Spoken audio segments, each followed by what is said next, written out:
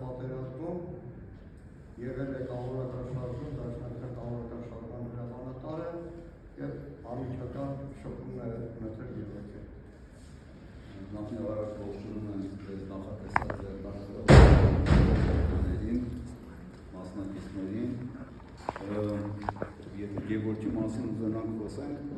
Գևորգին մի քանի տարի այլ է ոչ ճանաչել են եւ ինքը բավական խորը տպավորություն ա թողել իմ վրա թե շրջապատի վրա։ Գևորգը իր ունեցած նվաճումներով, հաջողություններով չէր բավարարում։ Այսինքն այն ինչ, որ ինքը խաղաղ կյանքի մեջ էր ձևավորել եւ այդ հաջողությունների հասել, իրան չէր բավարարում եւ ինքը փորձեց գնալ դեպի բյուրեղացում։ Եվ ինչ բյուրեղացում նրանից ավելի լավ, երբ որ դու կյանքդ փորձես նվիրես հայրենիքին եւ հայ ժողովրդի ապագային։ Գևորգը մտածում էր, որ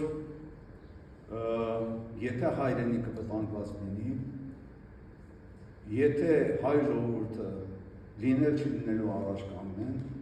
ավելի պետք է արվի մշակույթը եւ հայ ժողովուրդը պետք է մահներ։ Եվ զարմանալի չի այդ քայլին գնալ։ Առաջի վաշտի հետ ուզում էր մասնակցել պատերազմին, կանխել ենք, չենք թողել, հետ ենք ուղարկել իրան։ Բայց արի ու տես Գևորգ Վաշտի հետ հաղթական ժպիտով ներկայացավ Արցախ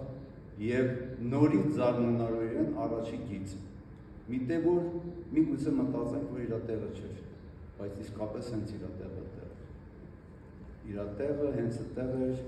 որը պետք է սեպեր իր թափած արյունով մեր երիտասարդ սերունդի ապագան։ Շնորհակալ եմ։